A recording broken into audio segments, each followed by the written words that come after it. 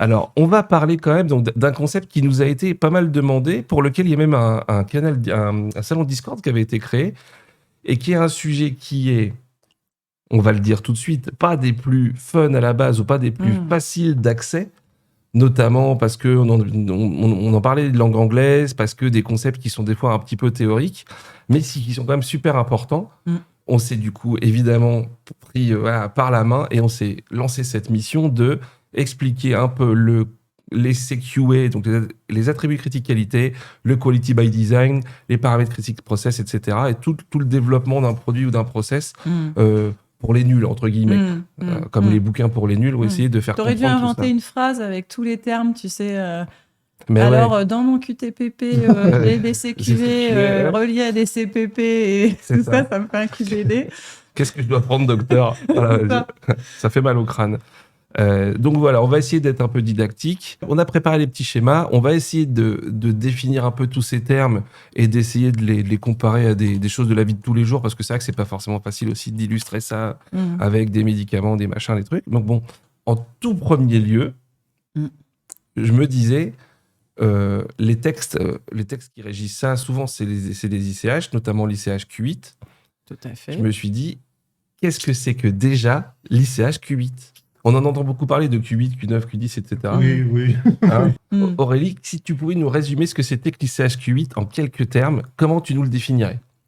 Alors, très facilement, c'est un guideline qui a été, donc un guide, qui a été écrit pour parler de toute la partie développement. Donc, plutôt, évidemment, on est dans le médical, hein, dans le pharma, donc développement des produits.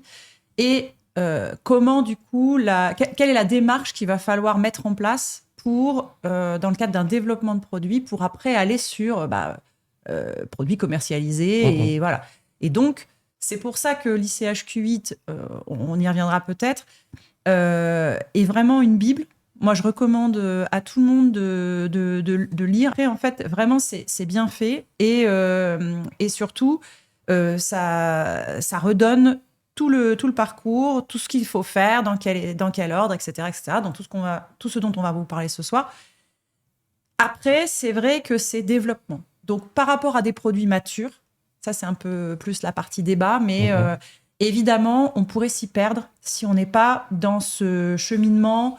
Un produit, une molécule en développement qui va devenir un produit pharmaceutique qui va après être mis sur le marché. Je suis un savant fou, j'ai trouvé une molécule sous ma douche ce matin.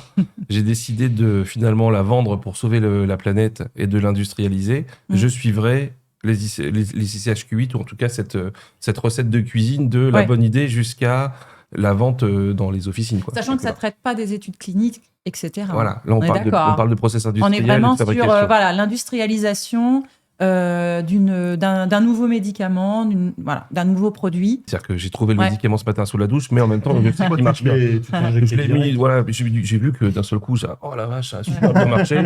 Et puis voilà. Voilà. Aussi, cet ICH Q8, il fait le lien, vous disiez ICH Q9 et ICH Q10, il fait le lien avec ces deux ICH-là aussi, pour des bonnes raisons, parce que comme on est dans l'industrialisation, vous allez voir, on va beaucoup parler d'analyse de risque. Ouais, et là, c'est Q9. Et donc, ça, c'est ICH Q9, exactement, risk management. Et ensuite, on a ICH Q10 parce que, comme on va toucher à l'industrialisation dans le monde de la pharma. Q10, donc le système qualité pharma, je rappelle que Q9 et Q10 ont été aussi intégrés directement dans les bonnes pratiques de fabrication. Donc, elles ne sont pas, c'est pas des guides juste pour se faire plaisir, c'est opposable maintenant, vu que c'est dans les lois, hein, évidemment.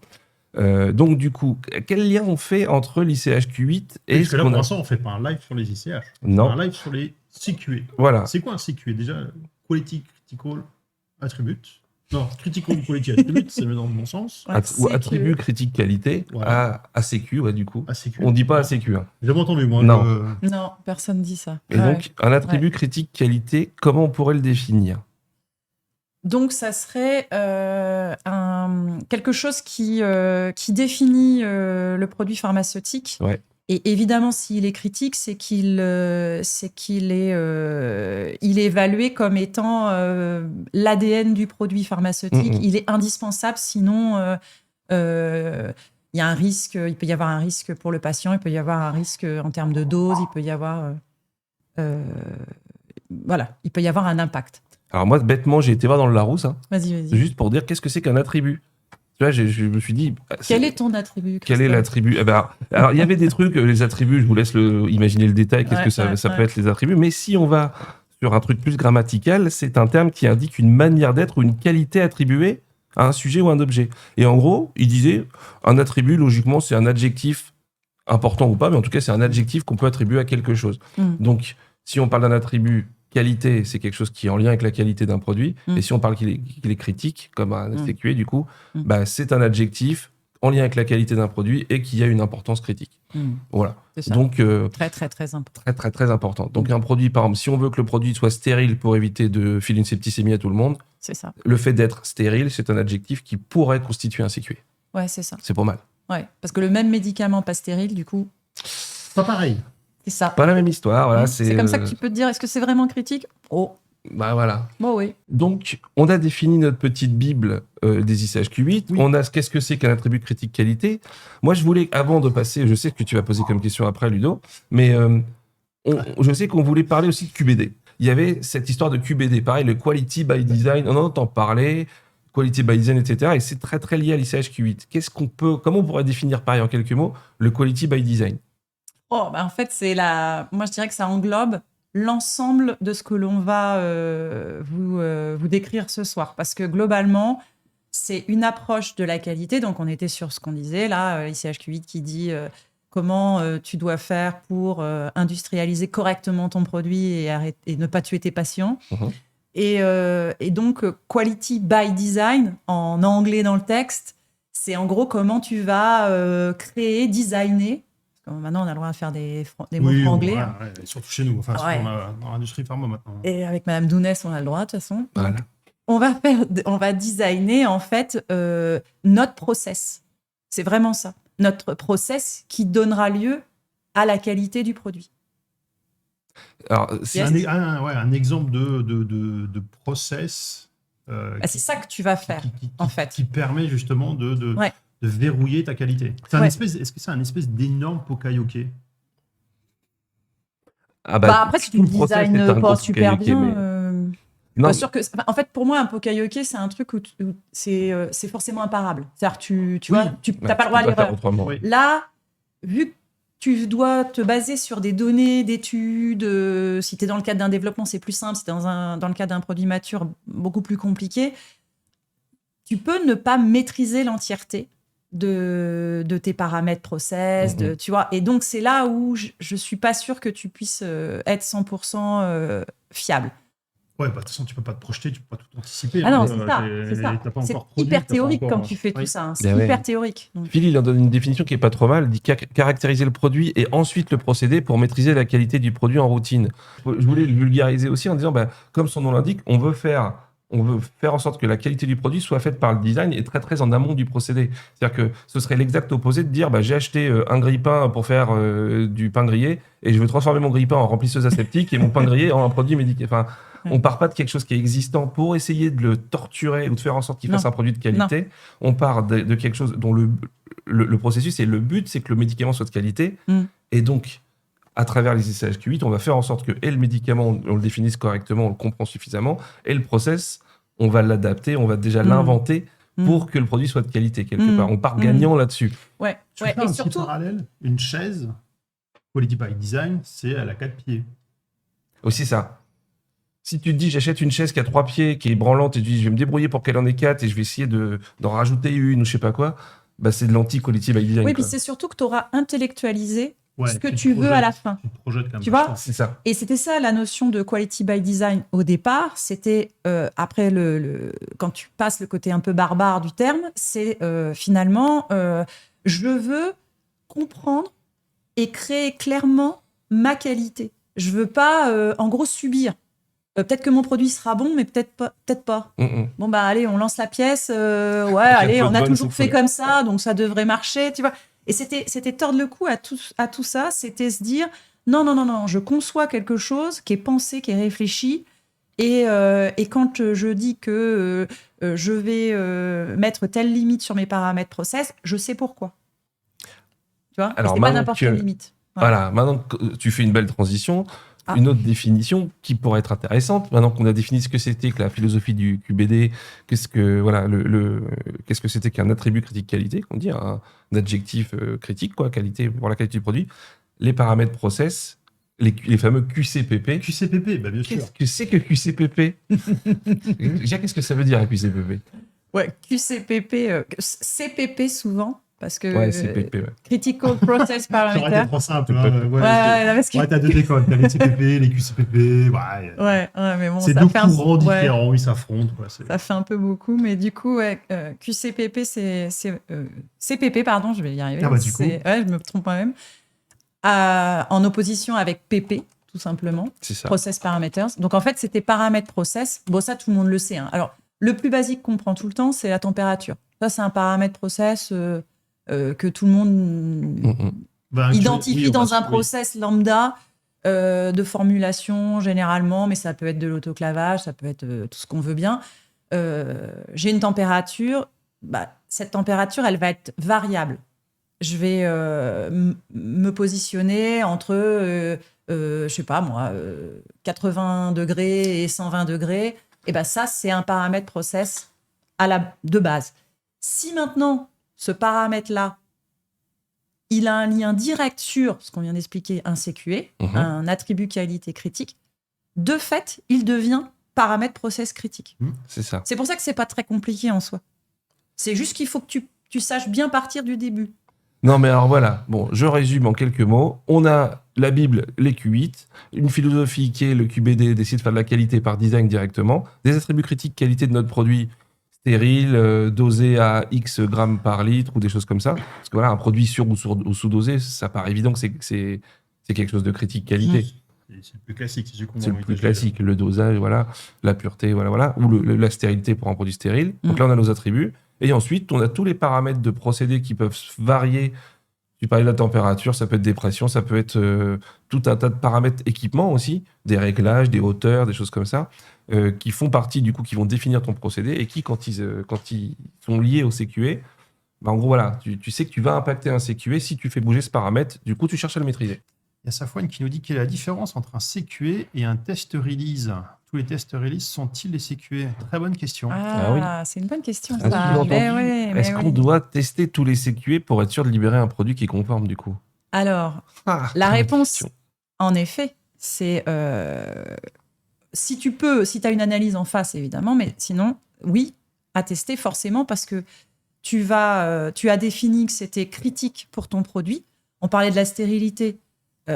Tu ne devrais pas ne pas tester la stérilité de ton produit. Alors, je sais que j'aurais pas dû prendre ça parce Le que test de sté. ouais. On va faire un débat sur le test de sté. Non, mais vas-y.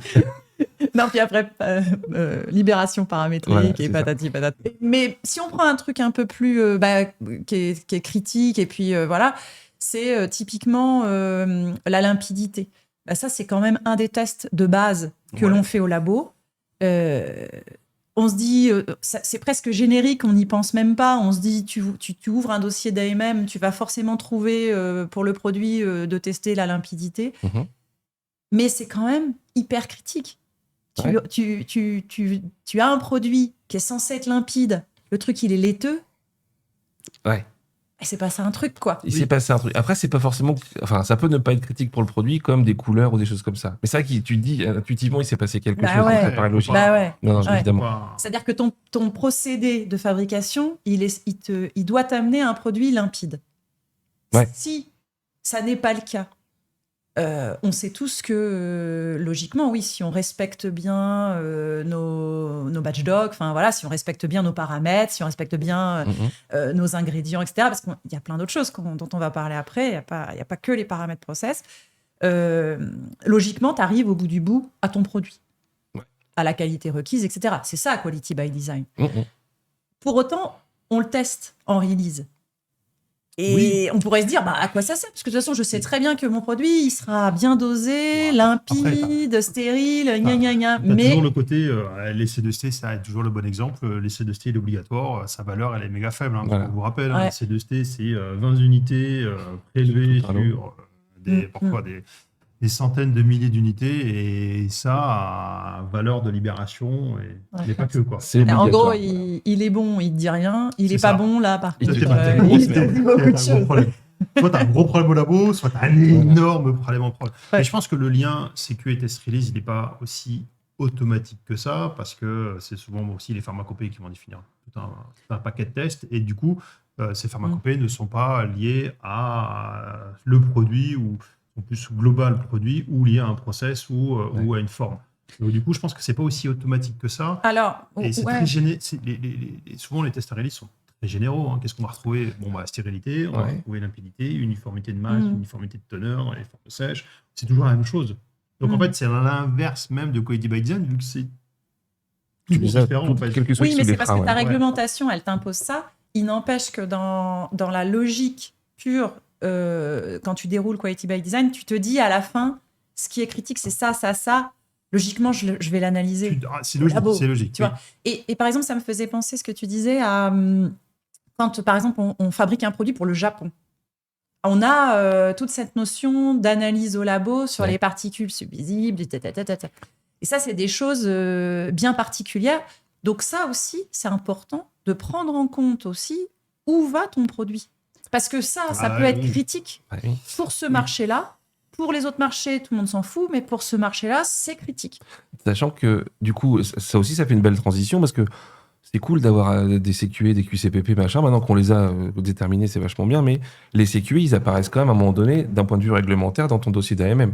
Là, tu viens d'en parler, mais. Ah bah oui. Et donc, tu auras un dossier d'AMM Japon, Europe, US Ouais, ou quoi que ce ouais. soit, où tes CQE, ils doivent apparaître. Ça veut dire que là, pour le coup, si tu fais un nouveau produit maintenant, tu n'auras pas le choix que de les mettre. Peut-être Ah ouais. que s'il y a une AMM qui a 50 ans, je pense qu'à l'époque, ils n'y étaient pas, Non. mais maintenant, en gros, ils t'obligent à faire ça. C'est ça. Ce qui fait que si tu dis que c'est ces attributs critiques, la plupart des cas, on va pas dire qu'on maîtrise que par le contrôle, c'est justement l'inverse qu'on essaye de dire. Ouais. Dans la plupart des cas, si tu dis que ton produit a ce CQE-là, on attend une analyse en face, même si elle peut avoir une valeur ou plus ou moins, même si on sait que c'est pas que par ça que tu maîtrises ton produit. Bien Il y a des sûr. CQE que tu n'analyseras peut-être pas Ouais. parce que tu peux pas le faire. Parce que tu peux Et pas pour le faire. autant, tu as tout ton process et tout ton quality by design qui dit que il est maîtrisé quand même. Ouais. Bah, C'est un peu une réponse de Normand, mais c'est pas Non, mais évident. on va reprendre l'exemple de l'humidité. Tu vas contrôler effectivement Ah, mais l'état. c'est ton paramètre de fabrication. Oui. À la fin, peut-être sur un comprimé ou des choses comme ça, je sais pas. Mais si à la fin tu contrôles pas l'humidité, Bah, non, toi, si tu es dans une tu vas seringue faire qui est faite à comment 90% voire plus d'eau, bon Oui, bah, un peu contre contrôler l'humidité. Il y en a. Alors Il y là, a de l'eau. Il y a de l'eau. Il y a de l'eau. mais par contre, elle est super humide cette flotte. Oh la vache, qu'est-ce qu'elle a? C'est moite à l'intérieur. Non mais voilà, non, donc après, je sais moi, pas je si on dirais répond à plutôt la question, ouais, mais j'aurais tendance à me dire l'inverse. Par exemple, tu vois, tu inverses le truc, tu te dis, finalement, si je les analysais pas, est-ce que j'aurais pas un petit doute? Parce que si jamais il y a quelque chose qui s'est mal passé, parce que n'oublions pas quand même que les BPF sont là aussi pour te demander des contrôles, des choses comme ça, en cas aussi de fraude ou de choses. Oui. Et on est sur un autre domaine, là, rien à voir. oui, il y a ça Hein, aussi. parce que nous, là, on est vraiment sur tout se passe parfaitement, très bien, on a tout bien pensé, c'est génial, ça marche super. Bah ouais, à la fin, tu fais pas d'analyse, ça sert à rien, puisque tu es complètement sous contrôle. Est-ce que- Or, il peut y avoir des écueils, pardon. Est-ce qu'on a répondu à la question Ouais. de Safouane? J'aimerais bien savoir Excellente si question. Excellente question. si c'était clair, tu nous le dis. Sinon, on peut essayer d'y répondre. Et on pourrait en parler pendant 1000 heures. Et Phil, il nous parle aussi de validation, etc. Bon, évidemment, Ah bah oui. on est dans ce monde-là. Ouais, on est dans le monde ouais. de la validation, de la maîtrise des procédés, de la vérification continue, tout ça. Et voilà, on pourrait en faire des heures et des heures. Mais bref, On va en parler un petit peu. On va en parler quand même un On petit est peu. toujours dans la définition et l'intro.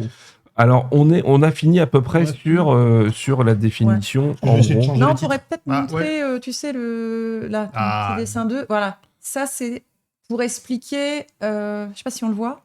On va le voir. Hop. Voilà. Voilà. Un bon exemple. Ouais, ça c'est tout bête, mais en gros, c'est ce qu'on appelle, attention, le QTPP. Ah, qu'est-ce que c'est que QTPP? On n'avait pas C'est vrai que c'est celle-là. un sketch. Non. regarde. Ouais, on Ah, je l'avait l'avais pas celle-là. ça. Pourtant, CQI, je l'avais en double dans Camoulox. Family, mais QTPP, je l'avais pas. Tu voulais Camoulox. changer? J'aimais la réponse de Safouane. Oui, à peu près clair. Ouais. Désolé, ta question était quand même.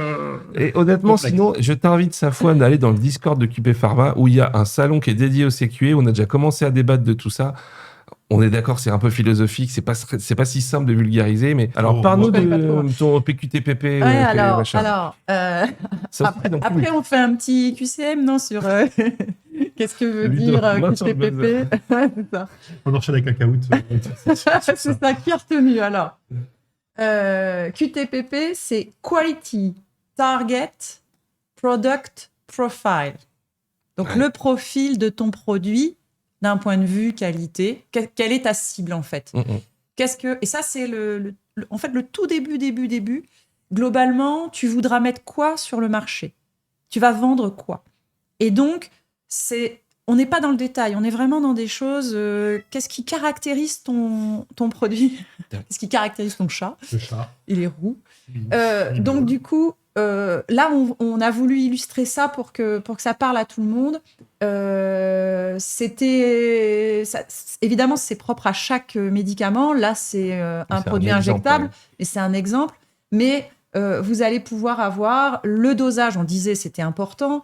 Mais après, c'est vrai, on n'en parle pas. Mais Je fais ta main, en fait. la voie d'administration, Ah c'est sur la route, mais la voie d'administration, ça, c'est important aussi. Ouais, Parce alors, qu'en c'est fait- un excellent exemple au final. Merci. Mais non, mais c'est vrai. Merci. non, mais- Vas-y, Ludo. Mais non, mais c'est si. On adore ce que tu fais. Ouais, C'est génial. C'est génial. Ne change pas, Aurélie. Non, mais c'est vrai que la voie d'administration, combien de fois est-ce que nous, on a pu avoir le débat par rapport à IV versus succuit versus... IM. Couille. Ouais, j'essaie de faire... Oui, c'est une autre voie d'administration. Non, mais je repense à son médicament sous la douche, en fait. Pardon. Et, ou intramusculaire, c'est tellement Pas eu différent. longtemps pour que ça parte en sucette. C'est bon, en fait. À chaque fois, on n'arrive pas à finir. Pourtant, j'avais pas de challenge Attends. cette fois-ci pour placer le mot. Ouais, Et ben, c'est tu venu tout seul. Donc, du coup, Incroyable. là, je vais repenser à la vidéo YouTube, donc toutes ces séquences-là que j'avais coupées. Donc, en fait, je vais reposer ma question. D'accord. Et non, mais c'est un excellent point, Aurélie, c'est vachement naturel. Parce que la route d'administration, c'est que c'est pas la même chose entre IV, intramusculaire, et sous-cut. Mm. Et là, tu le mets dans ces éléments qu'on doit prendre en compte, mais souvent, nous, dans l'argumentation, c'est la même chose. Hein. Tu prends les particules, souvent, Ça change pas grand-chose. c'est la même chose. Hein. Mhm. C'est à Oui, particulaire, oui, parce que la etc. différenciation, elle n'était pas Elle se demandée. fait pas. Elle se fait pas. Mm. Et toi, c'est un bon exemple, je trouve, de truc où, au final, la voie d'administration devrait avoir une influence sur les CQE, enfin, sur ce qu'on doit maîtriser, parce que IV va être bien plus sensible, extrêmement plus sensible qu'un intramusculaire, mais dans la réalité, allez, principe de défaut, par défaut, la sécurité, Ouais, on est on- au même niveau. Quoi. On juge pas de Ouais, ça, ouais, en puis- fait. C'est pas un paramètre pour. Ouais. Ouais. C'est une très petite Très aparté, important c'est une aussi petite aparté. parce que ça peut, cet élément-là, il peut aussi être lié à un device. Là, on a pris un exemple simple pour que, Ouais. voilà, pour pas aller dans trop de complexité, mais c'est vrai que si, par exemple, tu dis, je dois administrer ça dans un, je sais pas moi, dans un cathéter, enfin voilà, ou d'une manière très complexe à l'hôpital, etc. Peut-être que tu vas avoir besoin d'un device. Là, pour le coup, ça rajoute aussi des éléments. Tu dois penser ton device. Ah, c'est Bah ce que dit Phil là. Phil, il a un bon exemple Ouais. aussi, là. Longueur Alors de moi l'aiguille. d'ici, je vois Non, rien. mais dans- c'est- Attends, c'est je là, suis c'est aveugle. normal. alors, Il dit qu'à réel, la longueur d'une aiguille qui a posé problème pour de l'intramusculaire quand le patient est obèse. Typiquement, effectivement, là, ta voie d'administration et donc la longueur de l'aiguille qui va avec, bah, ils ont une importance capitale sur le fait que je puisse injecter en sous-cut ou pas. Ouais, c'est ça. C'est intéressant. Ouais. Non, mais exactement. Donc, Du coup, ça, ton QTPP, là, c'est Ouais. une sorte de cahier des charges de base de mon médicament à la fin, sans être dans le détail des ouais, attributs c'est ça, critiques, c'est ça. blabla. Une sorte de petite fiche descriptive, tu vois, en gros, c'est quoi, ça sert à quoi, et La stabilité, c'est un bon exemple aussi. Est-ce que tu veux que ton produit soit stable à température ambiante ou comme des produits plus type vaccin, des choses comme ça, tu as une chaîne du froid à gérer ou des Ouais, choses c'est comme ça. ça. Là, Ouais, c'est c'est... ça. Et ton C'est process, ça sera pas le même. ouais, c'est Tu ça. n'auras pas les mêmes équipements si tu dois tout mettre à 2,8 ou à ta température ambiante. Et là, on revient sur le marché, la destination. Mm. Tu n'auras pas les mêmes stabilités selon les marchés, Aussi. parce que Mm. tu n'as pas la même température ambiante. Mhm.